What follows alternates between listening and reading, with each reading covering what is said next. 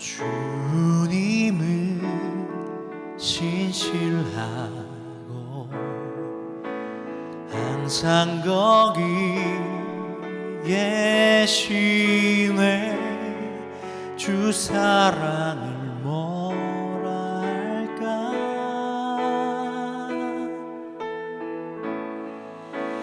주님은 신실하고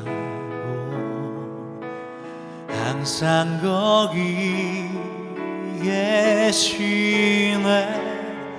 주 사랑을 뭐랄까.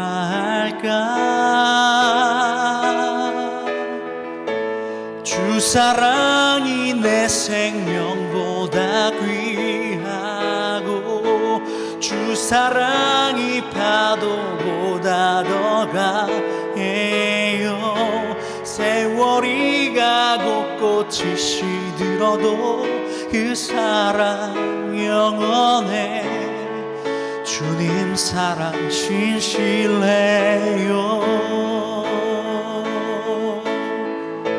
주 사랑이 내 생명보다 귀하고 주 사랑이 파도보다 더 강해요. 세월이 가고 꽃이 시들어도 그 사랑 영원해. 주님 사랑 신실해요. 주님 사랑 신실해요.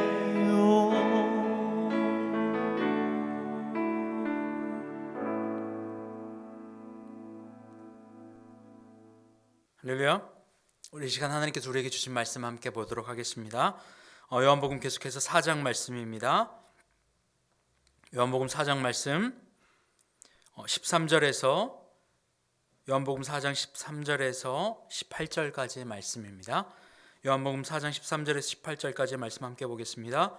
예수께서 대답하여 이르시되 이 물을 마시는 자마다 다시 목마르려니와 내가 주는 물을 마시는 자는 영원히 목마르지 아니하리니 내가 주는 물은 그 속에서 영생하도록 솟아나는 샘물이 되리라. 여자가 이르되 주여 그런 물을 내게 주사 목마르지도 않고 또 여기 물 길러 오지도 않게 하옵소서.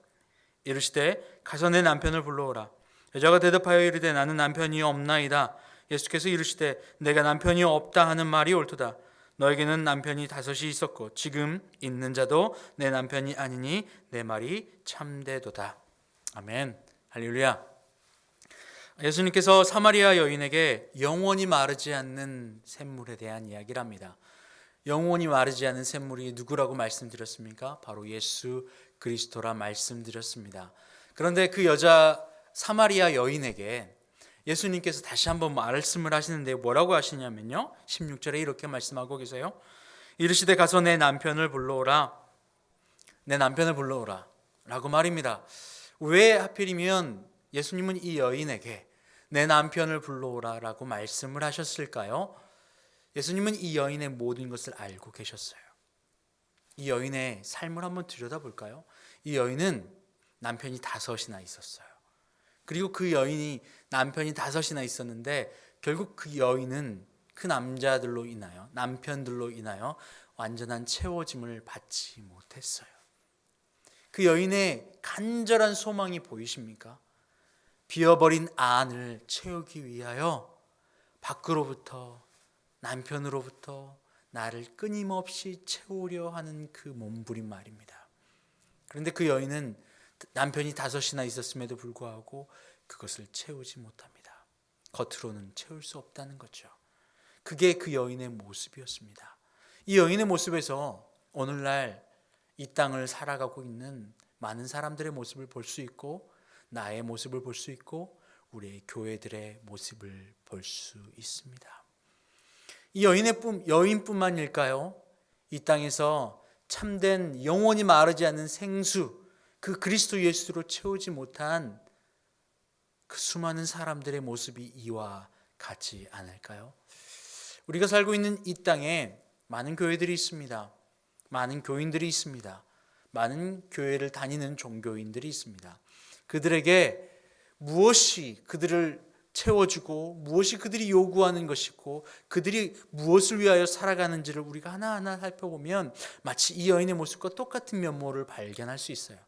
예수님은 그것을 알고 계셨어요. 이 여인이 무엇으로 자신을 채우려고 했고 무엇으로 만족함을 얻으려 했는지를 알고 계셨어요. 그래서 예수님이 그 전곡을 찌르신 거예요. 남편을 불러오라. 한 번도 예수님께서 남편을 불러오라 하신 적이 없으셨거든요. 그래서 특별히 이 사마리아 여인에게는 그 남편이라고 하는 존재가 그 여인에게 만족을 줄 수 있는, 자신이 생각할 때 내게 만족을 줄 수 있는 존재라고 생각하고 있는 그 키라고 하는 사실을 알고 계셨어요. 그래서 남편을 불러오라 말씀하십니다. 그런데 무슨 일이 있죠? 17절에요. 여자가 대답하여 이르되 나는 남편이 없나이다. 예수께서 이르시되 내게 남편이 없다 하는 말이 옳도다. 예수님은 알고 계셨죠. 내게 남편이 없나이다.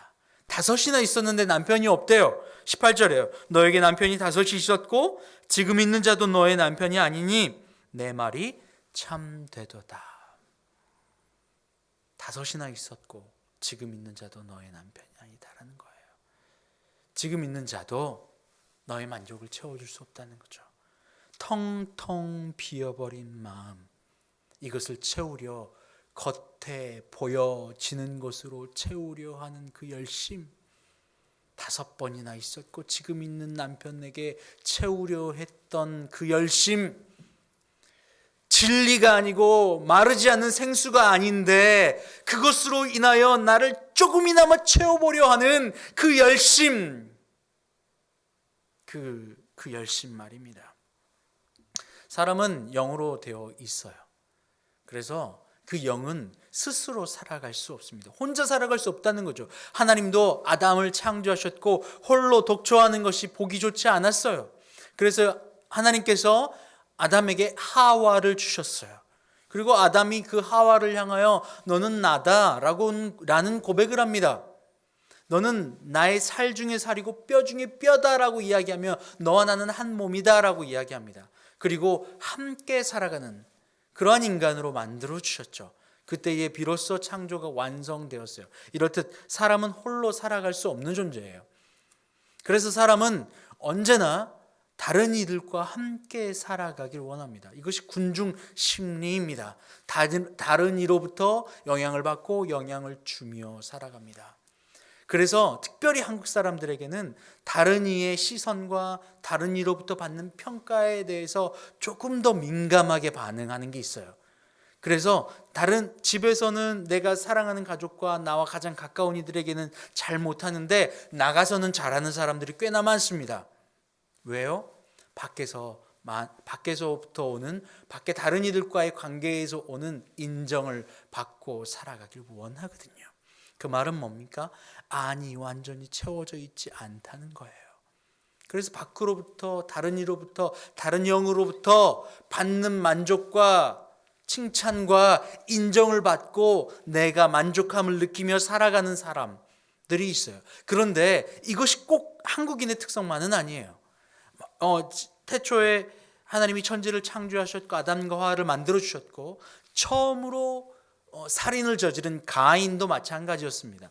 가인과 아벨이 하나님 앞에 예배할 때에 하나님이 가인과 가인의 예배를 받지 않으셨죠. 그리고 아벨과 아벨의 제사는 받으셨어요. 그때에 가인이 느꼈던 상실감, 박탈감, 그것으로 말미암아 첫 번째 살인자가 되어졌죠. 그리고 에덴 그 지역으로부터 노 땅으로 도망을 가게 됩니다. 그리고 그곳에 처음으로 시티를 만들어요.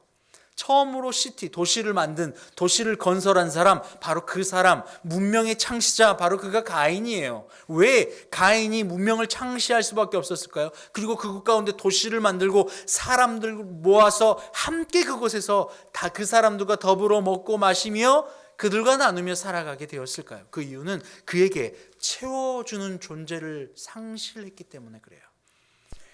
그가 살인을 저지르고 하나님께로부터 멀어져 버립니다. 안으로부터 하나님과 멀어져 버려요. 그리고 스스로 하나님이 없는 채 자기가 자기 자신을 지켜야만 했어요. 그래서 문명을 창조하게 됐죠. 벽을 쌓고 성을 쌓게 돼요. 자신 스스로가. 왜냐하면 가인이 아벨을 죽이고 나서 가장 두려웠던 게 바로 그거였어요. 다른 이가 내가 아벨을 죽인 것을 알면 다른 이가 나를 복수하려고 죽이러 올 거 아닙니까? 하나님, 그런데 내가 어떻게 살아갈 수 있습니까? 그러자 하나님이 증표를 주세요. 가인을 죽이지 말라고요. 그 두려움이 있었어요. 하나님이 나의 창조주시고 하나님이 나의 아버지시고 하나님이 나를 도와주시는 분이고 지켜주시는 분인데 하나님께로부터 멀어져 버렸잖아요. 하나님이 내게서 떠난 것 같잖아요. 그래서 내 스스로 나를 지켜야만 하는 인생, 바로 그러한 인간. 그럼에도 불구하고 나는 혼자 살아갈 수 없어요. 그래서 도시를 만들어 살아갑니다. 바로 이거예요. 군중심리는 하나님이 한 사람 한 사람을 독특하게 각자의 개성으로 만들어 주셨는데, 독특하죠. 특별하죠. 특별한 존재로 만들어 주셨는데, 군중 안에서 살아가는 인간은 특별한 그 존재라기보다는 그 존재들 가운데서 내가 높아져서 인정받기를 원하는 심리가 함께 작용해요. 무슨 말입니까? 모든 사람을 하나님이 사랑하셨고 지금도 사랑하시고 나를 사랑하시고 당신을 사랑하시고 우리를 사랑하세요. 우리를 사랑하셔서 그 모습 그대로 하나님이 사랑하시는데, 나는 군중 안에서 살아가고 그들에게 인정받기를 원해요. 그래서 나의 모습 이대로 나를 인정해 주는 군중이 아니라, 그러한 하나님이 아니라 그들 가운데서 함께 살아감에 있어서 내가 인정받고 살아가려고 해요. 그러니 나의 독특함, 나의 스페셜함, 나의 유니크함, 나의 개성, 이거는 다 사라지고 같은 기준들 안에서 줄 세우기를 하게 되죠. 이것이 상대적이에요. 이것이 절대적 나를 바라보는 것이 아니라 그 세상 가운데 세상이 판단하고 세상이 바라보는 가치예요. 상대적이란 말이죠. 그래서 비교하게 돼요. 저 친구는 나보다 이게 더 뛰어난데 나는 그것이 없네. 저 친구는 이게 훌륭한데 나는 이게 부족하네 라고 하면서 같은 기준 안에서 같은 군중들 안에서 그것을 인정받고 살아가려 합니다. 오늘 이 사마리아 여인이 느꼈던 박탈감도 이와 같을 것입니다. 아무것도 없는 것 같아요. 그런데 이때 당시에 이스라엘에서는요, 특별히 과부와 고아들이 살아가기 쉽지 않은 모습이었어요. 왜냐하면 그 공동체의 남자를 그 공동체의 대표로 인정하였어요. 여자가 공동체의 대표가 될 수 없었어요. 그 여자가 혼자 살아가는 것은 죽는 것과 마찬가지였거든요. 그 여인이, 사마리아 여인이 그토록 비어져 버리고 자신을 채우지 못해서, 자신을 보호받지 못해서 마치 가인이 성을 쌓고 그곳에서 자신을 보호했던 것처럼 이 여인도 성을 쌓고, 남편이라는 성을 쌓고 그 안에서 보호받기를 원했을 거예요. 그런데 1명, 2명, 3명, 4명, 5명, 지금 있는 그 6명째에게도 보호받지 못해요. 만족함을 못해요. 예수님이 그렇게 얘기하시잖아요. 여자가 대답하여 이르시되 나는 남편이 없나이다. 아니, 지금 6번째 그 남편은 남편이 아니에요? 옳도다. 내 남편이 없다는 말이 옳도다. 너에겐 남편이 5이 있었고 지금 있는 내 남편도 아니니, 지금 있는 자도 내 남편이 아니니 내 말이 참되도다. 남편이 5이나 있었고 지금 있는 그 남자도 남편이 아니래요. 완전한 보호함이 없어요. 그러나 그 여인은 끊임없이 자신을 보호하고 스스로 채우기 위하여 세상이 만들어 놓은 그 가치 판단 안에서 자신을 지키려 애쓰고 있어요. 그러나 결과론적으로는 아무것도 얻지 못한 채 낮 12시 아무도 우물에 오지 않는 그 시간에 그 여인은 그 우물가에 와서 예수님을 만나게 되죠. 예수님이 물을 달라 하는데 뭐라고 하죠? 당신은 유대인이 아닙니까? 유대인은 사마리아 여인과 상종하지도 않는데요 라고 하며 자신의 박탈감을 다시 한번 보여줍니다. 상대적 박탈감 말이에요. 군중 안에서 살아가는 그 여인 말입니다. 예수 그리스도 영원하신 분, 나의 창조주, 그분이 나를 만져주시고 나를 만나주시고 내 안에 살아계심으로 말미암아 영원히 마르지 않은 생수를 얻어야 함에도 불구하고 그렇지 못한 채 세상에 살아가는 나, 그 세상의 가치관과 기준 안에 살아가는 나, 5명이나 되는 그 애씀 안에서도 나를 채우지 못했고 보호하지 못했던 나, 눈물 흘리고 아파하고 상실감 가운데 놓여 있는 나 말입니다. 지금 이 시대를 살아가는 많은 덩치만 커져버린 교회의 모습도 이와 같습니다. 덩치가 커져버린 교회, 그것을 유지하기 위해서 무엇을 해야 되죠? 그것을 유지하고 그들이 좋아하는 것들을 했던 행사 돌리는 것, 그것을 유지하기 위해서 계속해서 그런 행사를 더 돌려야만 합니다. 점점 더요. 영적인 교회는, 그리스도 예수와 만나는 교회는 각자 개개인 그 한 사람 그 모습 그대로, 그 모습 그대로 말이에요. 내 모습 이대로, 내 모습 이 모습 이대로 주님이 나를 만나주세요. 내 부족한데요, 난 이렇게 거룩하지 못한데요, 주님 그래도 나를 사랑하세요. 난 부끄러워서 주님께 나아가지도 못하겠어요. 여러분 전도하다 보면 그런 거 있지 않으세요? 예수님을 알지 못하는 사람이에요. 그래서 예수님 믿고 우리 함께 신앙 가운데 나아갑시다 라고 하면 많이 하는 말이 뭐예요? 난 지금 부끄러우니까 담배 끊고 나갈랍니다. 나 술 끊고 나갈랍니다. 왜? 난 아직 부족하니까 말이에요. 거룩해진 사람이 오는 곳이 교회가 아니에요. 거룩한 자를 만나주시는 게 아니에요. 내 모습 이대로 주님은 사랑하셔서, 하나님이 세상을 이처럼 사랑하사 너무나도 나를 사랑하셔서 자신의 목숨을 나와 바꾸기를 원하세요. 그리고 불러주세요. 이 여인, 남편이 5이나 있었고 지금 있는 그 남자도, 그도 너희 남편이 아닌 그 여인에게 세상에서 바라보면 한없이 부끄럽고 아무것도 채워지지 않는 그 여인에게 찾아오신 그 예수 그리스도의 그 사랑, 그리고 영원히 마르지 않은 그 생수로 부어주시는 그 사랑, 그것이 오늘 나에게 오늘 그리스도 예수가 말씀해 주시는 그 사랑의 편지예요. 사랑의 고백이에요. 그런데 가인처럼 하나님이 없는 것처럼 여겨지고, 그래서 내 스스로 나를 지켜야 하니 내 애씀과 나의 방법과 세상의 가치관인 그 가치관 안에서, 군중들 가치관의 안에서 똑같이 줄 세워버린 나의 가치와 나의 소중함, 나의 독특함, 나의 특징, 하나님이 나를 가장 소중하게 만들어주신 그것 다 상실한 채 군중이 바라보는 그 가치관 안에서 나의 부족한 것을 나의 부족한 것을 바라보며 끊임없이 상대적 박탈감과 눈물과 고통 안에서 살아가요. 그 줄 안에서 똑같이 나를 채워 노력해요. 교회도 그렇게 줄 서버렸어요. 더 높은 교회, 더 많은 교회, 더 큰 교회, 더 많은 헌금이 모이는 교회, 더 그럴듯한 프로그램도 올리는 교회. 하나님은 그러한 교회가 아니라 가장 소중한 나, 하나님이 나를 창조하신 그 모습 그대로 나를 만나 주시고 각자를 만나 주시길 원해요. 여러분, 이것이 우리가 나아갈 방향이에요.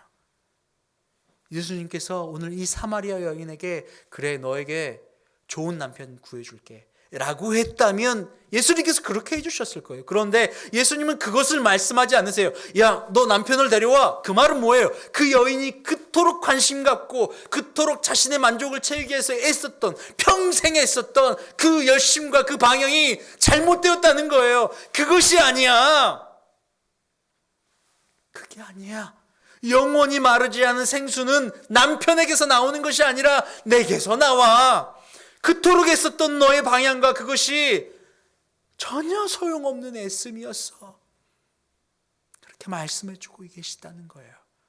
여러분, 지금 이 사마리아 여인에게 예수님이 찾아오신 것처럼 오늘 나에게도 그렇게 찾아봐 주고 계세요. 사랑하는 아들아, 사랑하는 딸아, 이미 나를 사랑하여 주셨어요. 이미 말이에요. 내가 무엇을 해서가 아니에요.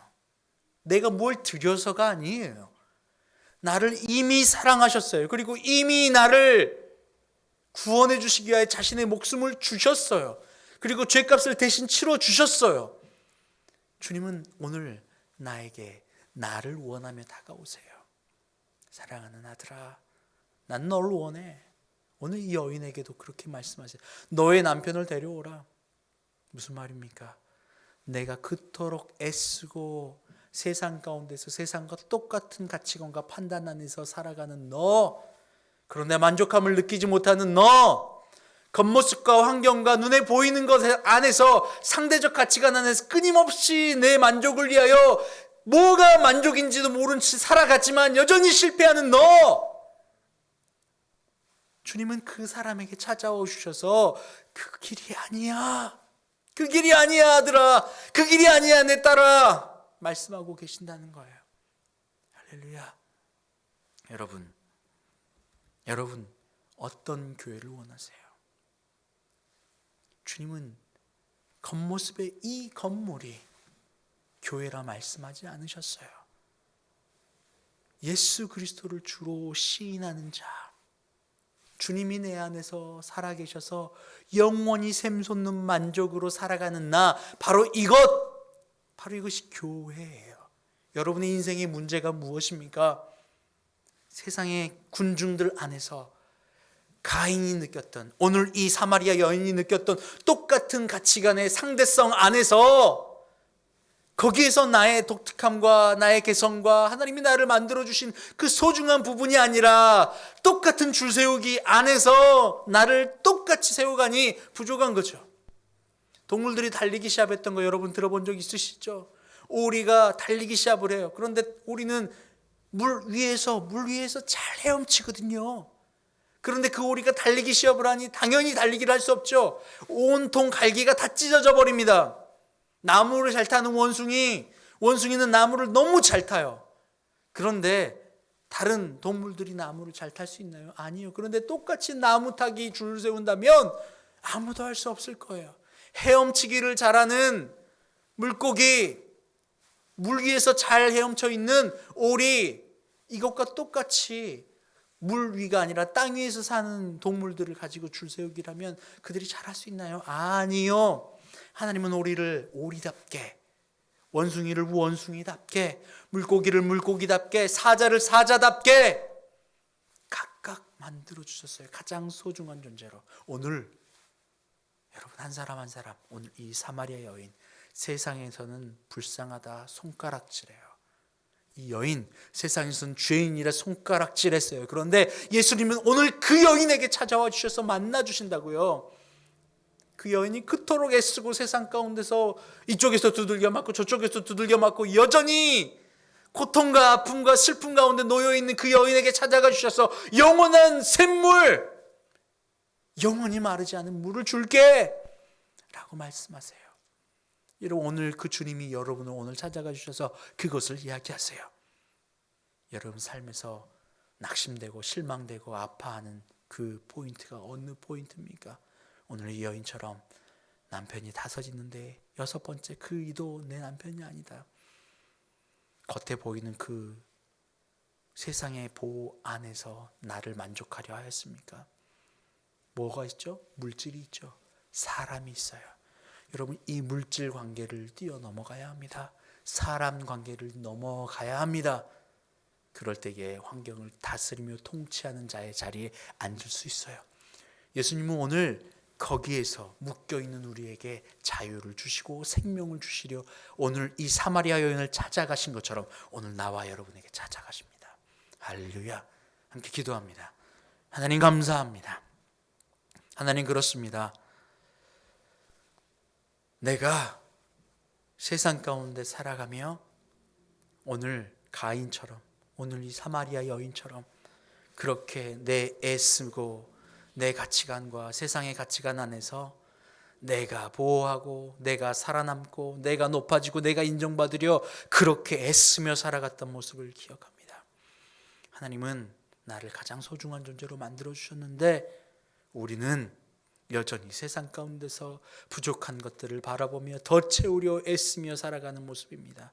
이것은 세상을 다스리고 통치하는 모습이 아니라 세상의 다스림을 받는 세상의 종 노릇하는 모습이었습니다. 주님은 그런 우리를 찾아와 주셔서 오늘 사마리아 여인에게 영원히 마르진 생수를 약속하신 것처럼 오늘 우리를 찾아와 주신 줄 믿습니다. 하나님, 예수 그리스도를 그래서 우리에게 보내주셨습니다. 오늘 이 시간 그 엄청난 사랑, 기가 막힌 사랑을 가슴에 품으며 기뻐하며 감사하며 그 사랑 안에 들어가는 저희가 되게 하여 주시옵소서. 감사드리며 예수님의 이름으로 기도합니다. 아멘.